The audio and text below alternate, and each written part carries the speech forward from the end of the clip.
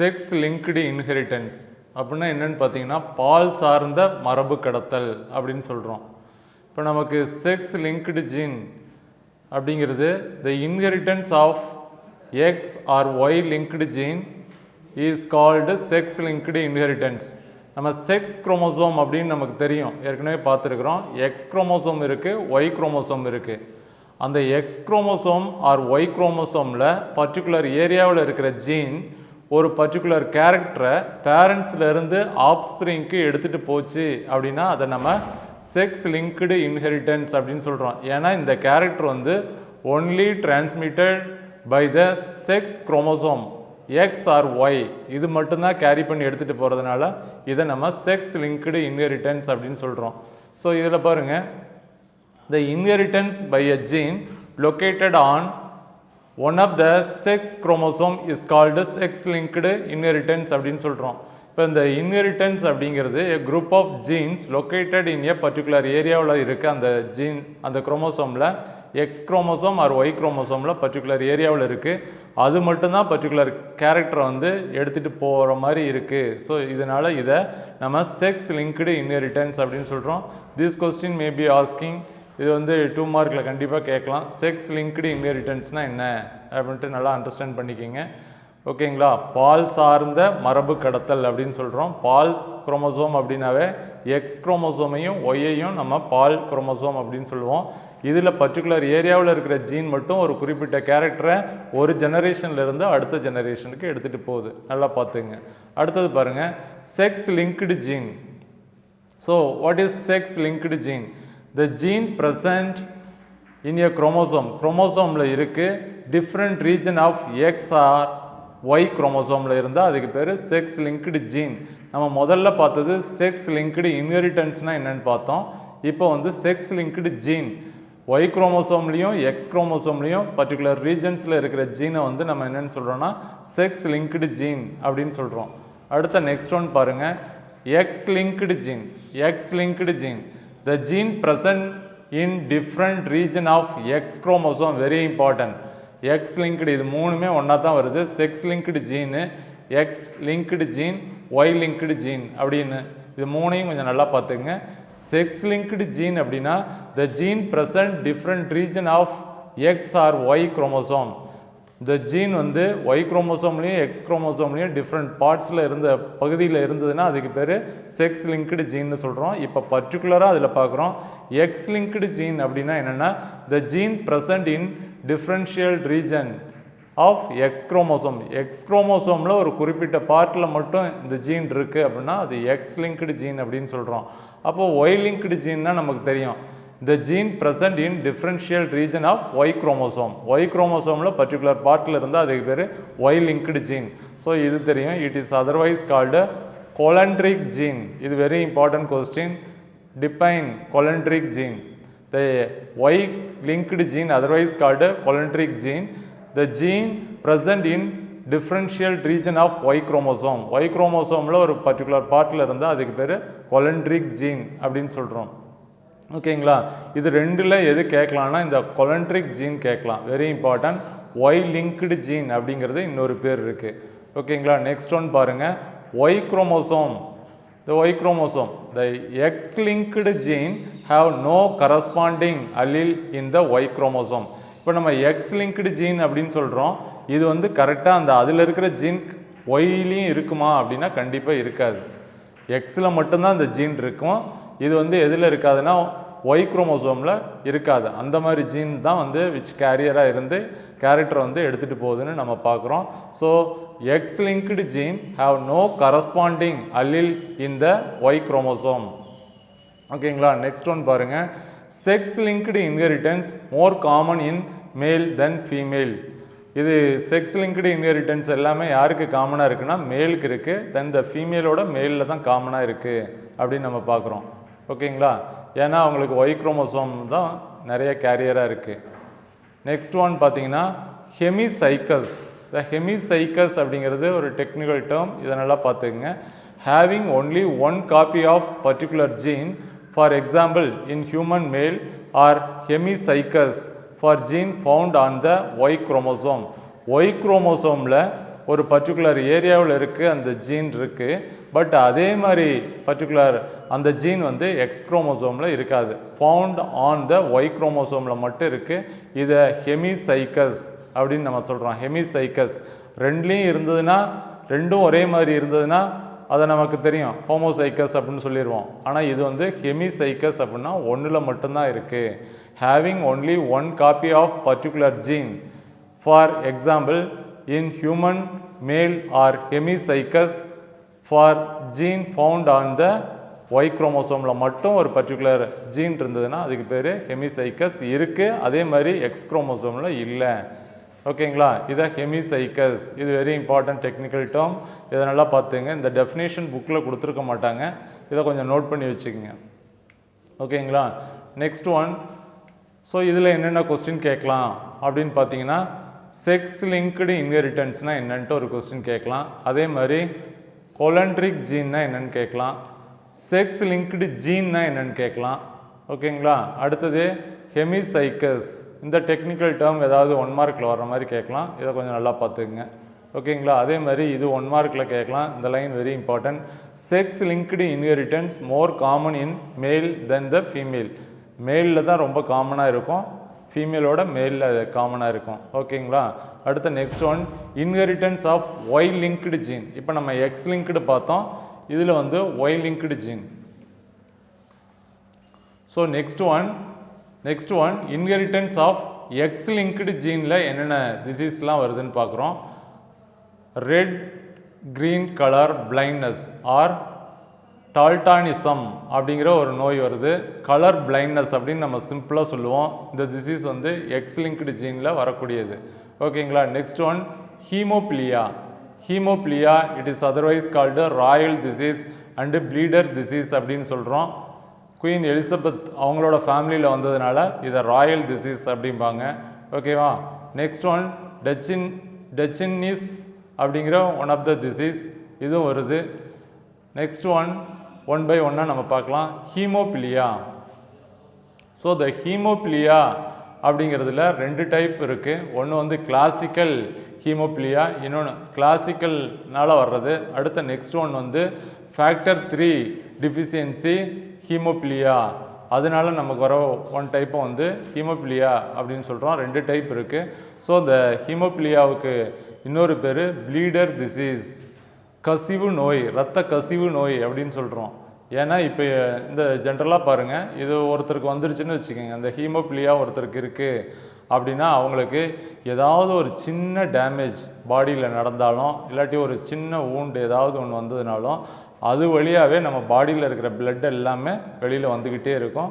ஏன்னா blood clotting நடக்காது அவங்களுக்கு. When blood cannot clot properly, excessive bleeding, ப்ராப்பராக பிளட் கிளாட் நடக்காது. அதனால் அவங்க பாடியில் இருக்கிற பிளட் எல்லாம் அந்த வழியாக வந்துக்கிட்டே இருக்கும். ஸோ இது வந்து வெரி டேஞ்சரஸ். அந்த மாதிரி நமக்கு நிறைய பிளட்டு போயிடுச்சு அப்படின்னா நம்ம இறக்குற கண்டிஷனுக்கு நம்ம போயிடுவோம். ஏன்னா இப்போ மேல் அப்படின்னா 5.5 லிட்டர்ஸ் இருக்கும், ஃபீமேல்னால் 4.5 லிட்டர்ஸ் பிளட்டு நம்மளோட பாடியில் இருக்குது. ஸோ அந்த பிளட்டெல்லாம் இதுலேயே லாஸ் ஆகிக்கிட்டே இருந்தது, வெளியில் வந்துக்கிட்டே இருக்குன்னா நம்ம இறக்கக்கூடிய ஒரு கண்டிஷனுக்கு போயிடுவோம். External and internal occurs after any injury R damage. ஏதாவது இன்ஜுரி நமக்கு சாதாரணமாக சின்ன ஒரு இன்ஜுரி கூட நடக்கும், அந்த மாதிரி நடந்தால் கூட அதிலிருந்து பிளட் வந்துக்கிட்டே இருக்கும். இப்போ நமக்கெல்லாம் பார்த்திங்கன்னா நார்மல் மேனுக்கு இன்ஜுரி ஆச்சுன்னா அதுவே பிளட் கிளாட்டிங் ஆகிரும், கொஞ்சம் நேரத்துக்கு அப்புறம் பிளட் வராது. ஆனால் இவங்களுக்கு ஒரு சின்ன குண்டூசியில் ஒரு ஓட்டை போட்டு விட்டால் கூட அது வழியே பிளட் வந்துக்கிட்டே இருக்கும். அந்த மாதிரி ஒரு கண்டிஷனில் இருப்பாங்க. ஸோ இதை வந்து ஹீமோபிலியா அப்படின்னு சொல்கிறோம். மோர் காமன் இன் மென் தென் உமன்ஸ்.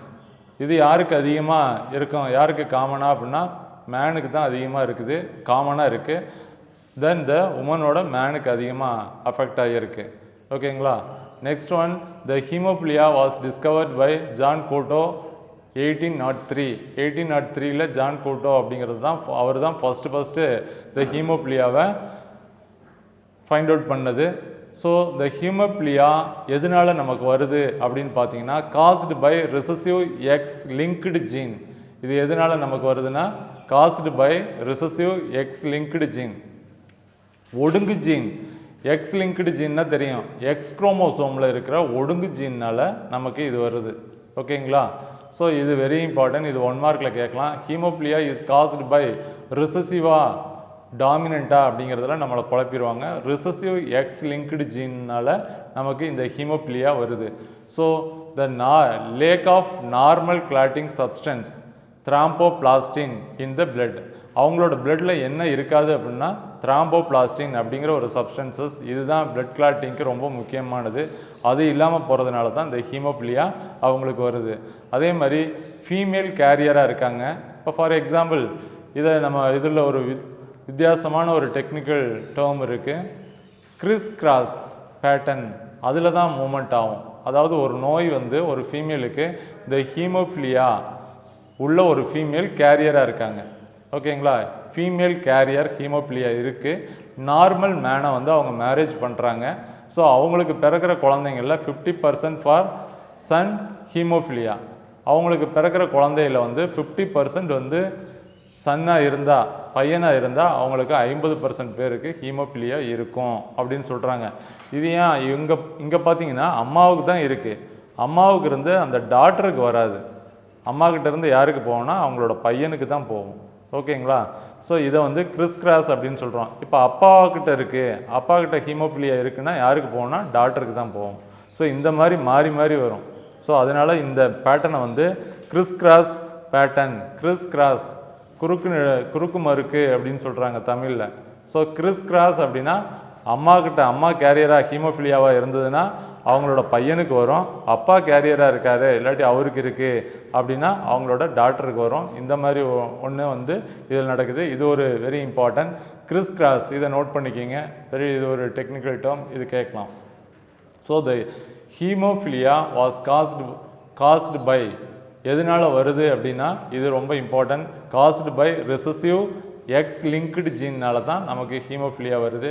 யார் ஃபைண்ட் அவுட் பண்ணால் ஜான் கோட்டோ 1803 அவர் ஃபைண்ட் அவுட் பண்ணார். ஸோ இதில் 2 டைப் இருக்குது. இது நமக்கு இல்லை, இருந்தாலும் இதை நோட் பண்ணி வச்சுக்கிங்க. நீட் பர்பஸுக்கு இது ரொம்ப முக்கியமானது. கிளாசிக்கல் அப்படிங்கிற ஒரு ஹீமோஃபிலியா இருக்குது. ஃபேக்டர் 3 டிஃபிஷியன்சி ஹீமோஃபிலியா அப்படிங்கிற ஒரு டைப் இருக்குது. இதை ப்ளீடர் டிசீஸ் அப்படின்னு சொல்கிறோம். இன்னொரு பேர் வந்து ராயல் டிசீஸ் அப்படின்னு இன்னொரு பேர், அதையும் நோட் பண்ணிக்கிங்க. நமக்கு ராயல் டிசீஸ் தான் ரொம்ப ஃபெமிலியரான நேம், ஆனால் நமக்கு லீடர் அப்படின்னு மட்டும்தான் கொடுத்துருக்காங்க. ஸோ அதையும் நோட் பண்ணிக்கோங்க. குயின் எலிசபெத் அந்த ஃபேமிலிக்கு வந்த ஒரு டிசீஸ் அப்படின்னு கூட கேட்கலாம், அது ஹீமோஃபிலியா, ஓகேங்களா. நெக்ஸ்ட் ஒன் கலர் பிளைண்ட்னஸ் பார்க்குறோம். த கலர் பிளைண்ட்னஸ் அப்படின்னு பார்த்தீங்கன்னா the dominant X-linked gene is necessary for the formation of color sensitive cells, the cone. நமக்கு rod cells and cone cells அப்படின்னு நம்மளோட ரெட்டினாவில் இருக்குது. இதெல்லாம் பார்த்திங்கன்னா நம்ம நல்ல விஷனுக்கு, அக்யூட் விஷனுக்கு இதெல்லாம் ரொம்ப முக்கியம். இதில் நமக்கு டாமினண்ட் எக்ஸ் லிங்க்டு ஜீன், இந்த ஜீன் வந்து ரொம்ப முக்கியம். எதுக்கு அப்படின்னு பார்த்தீங்கன்னா அங்கே இருக்கிற செல்ஸ் எல்லாம் கோன் செல்ஸை ஃபார்மேஷன் பண்ணுனா நமக்கு கலர்லாம் நல்லா டிஸ்டிங்யூஸ் பண்ண முடியும். ஸோ அதுக்கு கோன் செல்ஸ் வேணும். அதுக்கு வந்து டாமினண்ட் எக்ஸ் லிங்க்டு ஜீன் நமக்கு கண்டிப்பாக வேணும். இருந்ததுன்னா கோன் செல்ஸ் எல்லாம் நல்லா டெவலப் பண்ணும். So in case recessive form of gene incapable of producing colour, ஒருத்தருக்கு டாமினண்ட் ஃபார்ம் இல்லாமல் ரிசசிவ் ஃபார்மில் இருக்குது, ஒழுங்குத்தன்மையில் இருக்குது அப்படின்னா அந்த ஜீன்லாம் அவங்களால என்ன பண்ண முடியாதுன்னா நாட் ஏபிள் டு ப்ரொடியூஸ் கலரை வந்து டிஸ்டிங்யூஸ் பண்ண முடியாது. இன்கேபபிள் ஆஃப் ப்ரொடியூசிங் கலர்ஸை வந்து ப்ரொடியூஸ் பண்ண முடியாத ஒரு கண்டிஷன் இருப்பாங்க. இதை தான் நம்ம கலர் பிளைண்ட்னஸ் அப்படின்னு சொல்கிறோம். அவங்களுக்கு எல்லாமே பிளாக் அண்ட் ஒயிட்டில் தான் தெரியும்.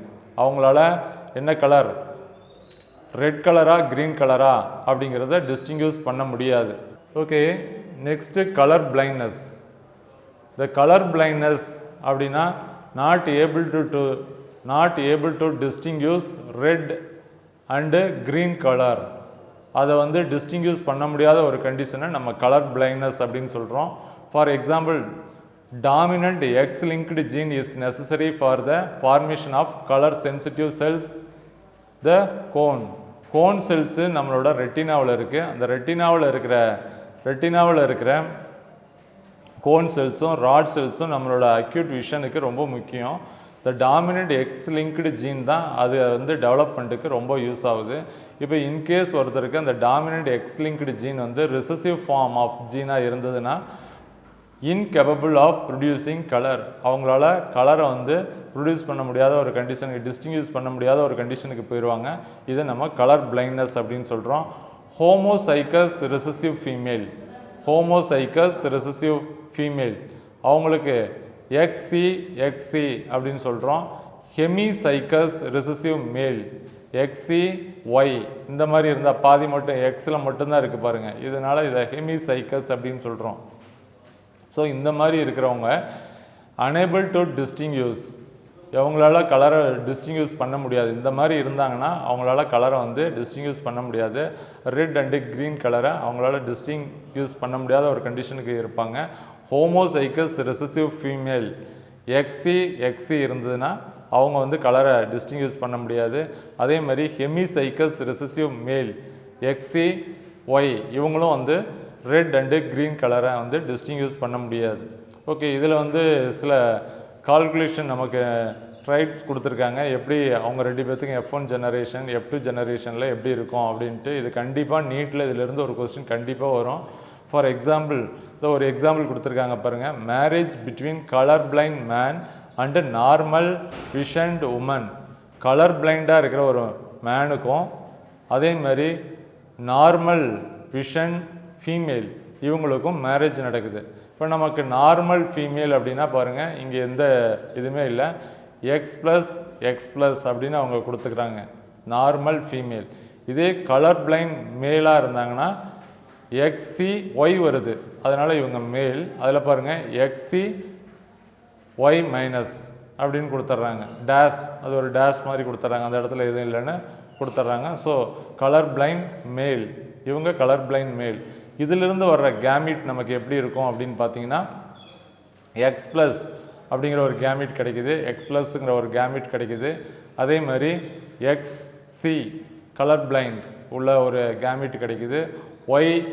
ஒய் மைனஸ் அப்படிங்கிற ஒரு நமக்கு ஒரு கேமிட் கிடைக்குது. ஸோ இதிலிருந்து F1 ஜெனரேஷன் அப்படின்னா நமக்கு கெட் பண்ணுறோம்.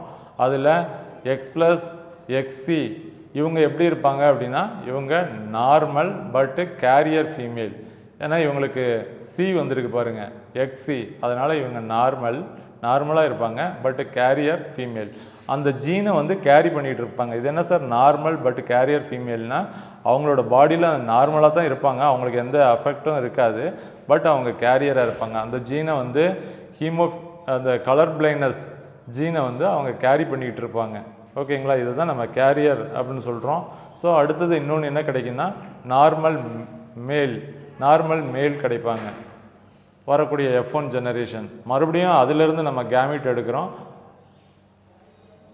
எக்ஸ் ப்ளஸ் எக்ஸி அப்படின்னு 2 கேமிட் கிடைக்குது. இந்த டைம் பார்த்தீங்கன்னா எக்ஸ் ப்ளஸ் ஒய் டேஷ் அப்படிங்கிற 2 கேமிட் கிடைக்குது. ஸோ இதை மறுபடியும் F2 ஜெனரேஷனில் நமக்கு என்ன கிடைக்கிறாங்க அப்படின்னு பார்த்தீங்கன்னா இதை கலப்பு பண்ணும்போது நமக்கு நார்மல் ஃபீமேல் கிடைக்கிறாங்க. எக்ஸ் ப்ளஸ் அப்படிங்கிற நார்மல் ஃபீமேல் கிடைக்கிறாங்க. அதே மாதிரி நார்மல் மேல் கிடைக்கிறாங்க.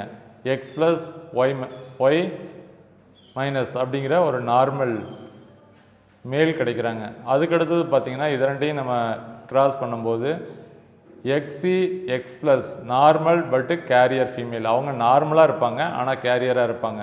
ஓகேங்களா, அடுத்தது பாருங்கள் கலர் பிளைண்ட் மேல், இவங்க வந்து எக்ஸி ஒய் மைனஸ் சி வருது, அதனால் இவங்க கலர் பிளைண்ட் மேல். ஒய் இருக்குது, அதே மாதிரி எக்ஸி இருக்குது, இவங்க கலர் பிளைண்ட் மேல். ஸோ இது நமக்கு வெரி இம்பார்ட்டன்ட் கேட்பாங்க.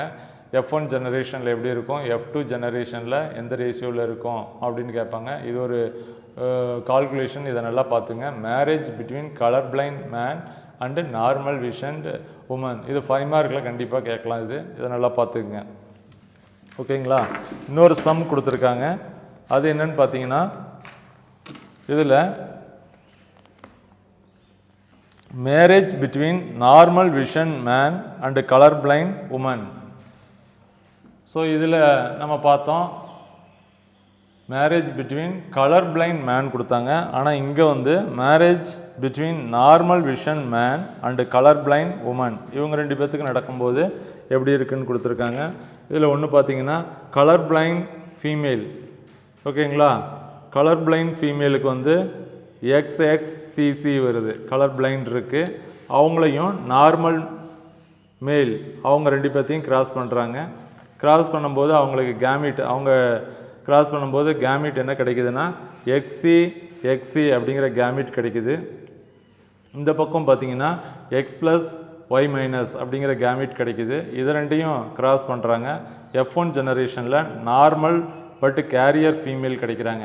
நார்மல் பட்டு கேரியர் ஃபீமேல் கிடைக்கிறாங்க F1ல். XC X+ அப்படின்னு சொல்கிறோம். அடுத்தது கலர் பிளைண்ட் மேல் கிடைக்கிறாங்க. ஓகேங்களா? மறுபடியும் அவங்கள கிராஸ் பண்ணும்போது அவங்கள்ட்ட இருந்து என்ன கேமிட் கிடைக்குது அப்படின்னா XC அப்படிங்கிற கேமிட் கிடைக்குது. அதே மாதிரி XCY- அப்படிங்கிற கேமிட் கிடைக்குது. மறுபடியும் அவங்கள F2 ஜெனரேஷனில் கிராஸ் பண்ணும்போது நமக்கு நார்மல் பட்டு கேரியர் ஃபீமேல் கிடைக்கிறாங்க, நார்மல் மேல் கிடைக்கிறாங்க, கலர் பிளைண்ட் ஃபீமேல் கிடைக்கிறாங்க, கலர் பிளைண்ட் மேல் கிடைக்கிறாங்க. ஸோ இதில் நம்ம என்ன தெரிஞ்சுக்கிறோம் அப்படின்னா, அந்த கால்குலேஷன் கொடுத்துட்டு இவங்க ரெண்டு பேர்த்துக்கும் மேரேஜ் ஆச்சுன்னா வரக்கூடிய F1 ஜெனரேஷன் எப்படி இருப்பாங்க, F2 ஜெனரேஷன் எப்படி இருப்பாங்க அப்படின்னு கண்டிப்பாக ஒரு கொஸ்டின் நீட்டில் வரும். நீட்டுக்கு மட்டும் இல்லை, நம்ம போர்டு எக்ஸாமுக்கும் இது 5 மார்க்கில் ரொம்ப முக்கியமான கொஸ்டின். இதை கொஞ்சம் நல்லா பார்த்துக்குங்க. ஸோ ஹீமோஃபிலியா 5 மார்க்கில் கண்டிப்பாக கேட்கலாம். அப்படி இல்லைனா கலர் பிளைண்ட்னஸ் அதில் வந்து இந்த ஒரு கால்குலேஷனை கண்டிப்பாக கேட்கலாம். ஸோ நெக்ஸ்ட் ஒன் பார்த்தீங்கன்னா inheritance of Y linked gene. So the inheritance of Y linked, நம்ம இன்ஹெரிட்டன்ஸ் ஆஃப் எக்ஸ் லிங்க்டு பார்த்தோம். இப்போ அதுக்கு அடுத்தது வந்து inheritance of Y linked gene. இந்த ஒய் லிங்க்டு ஜீன் அப்படின்னாவே நமக்கு ரொம்ப ஃபெமிலியரான ஒன்று ஹைப்பர் ட்ரைகோசிஸ். நம்ம ஏற்கனவே பார்த்துருப்போம். ஸோ நம்ம சின்ன கிளாஸில் கூட படிச்சிருப்போம். இப்போ ஒரு மேலாக இருக்காங்க அப்படின்னா அந்த மேலுக்கு காதில் முடி வளர்கிறதுக்கு என்ன காரணம், மேலுக்கு மட்டும் வருது ஃபீமேலுக்கு வர்றது இல்லை அப்படின்னு பார்த்தீங்கன்னா அது ஒய் லிங்க்டு ஜீன். அதாவது ஒய் லிங்க்டு ஜீன் அப்படின்னு பார்த்தீங்கன்னா ஒய் குரோமோசோமில் தான் அந்த கேரக்டரை உண்டு பண்ணக்கூடிய ஒய் குரோமோசோமில் தான் அந்த கேரக்டரை உண்டு பண்ணக்கூடிய ஜீன் இருக்குது. அதனால் அது வந்து ஒரு ஜெனரேஷன்லேருந்து அடுத்த ஜெனரேஷனுக்கு போகும்போது பார்த்தீங்கன்னா இப்போ ஒரு ஜெனரேஷன்லேருந்து அடுத்த ஜெனரேஷனுக்கு கண்டிப்பாக பையனுக்கு போவோம். பையனோட காது மடலில் அதான் பின்னா அப்படின்னு சொல்கிறோம், அந்த ஏரியாவில் முடி வளரும். ஸோ இதை வந்து ஹைப்பர் ட்ரைகோசிஸ் அப்படின்னு சொல்கிறோம். ஓகேங்களா? Gene in the non-homologous region of the Y chromosome are inherited directly from male to male. The Y chromosome Y linked gene எல்லாமே மேல் டு மேல் தான் கரெக்டாக போகுது அப்படிங்கிறதுக்கு ஒரு எக்ஸாம்பிள் வந்து த ஹைப்பர் ட்ரைகோசிஸ் அப்படின்னு சொல்கிறோம். இது very important question. Excessive development of hair and pinna of the ear. Pinna அப்படிங்கிறது காது மடல். அந்த காது மடலில் முடி வளர்கிறதுக்கு காரணம் என்னென்னா ஒய் குரோமோசோமில் இருக்கிற பர்டிகுலர் ஜீன் தான் ஒரு ஜெனரேஷன்லேருந்து அவங்களோட பையனுக்கு போகும்போது அந்த மாதிரி வருது அப்படின்னு பார்க்குறோம். So next because male inherit the Y chromosome from the father, female inherit only X chromosome from the father and are not affected. இதில் ஏன் ஃபீமேல் அஃபெக்ட் பண்ண மாட்டாங்க அப்படின்னு பார்த்தீங்கன்னா அவங்களுக்கு ஒய் குரோமோசோம் வந்து கேரி பண்ணிட்டு போகிற அந்த கேப்பபிலிட்டி இல்லை. ஏன்னா இவங்களோட செல்லில் XY இருக்குது, அவங்களுக்கு XS மட்டும்தான் இருக்கிறதுனால அவங்களுக்கு இந்த பண்பு கேரக்டர் வராது. ஓகேவா? ஸோ இந்த கிளாஸில் நம்ம வந்து sex linked inheritance of X linked gene, அதே மாதிரி கலர் பிளைண்ட்னஸ் இதெல்லாம் பார்த்தோம். ஓகே.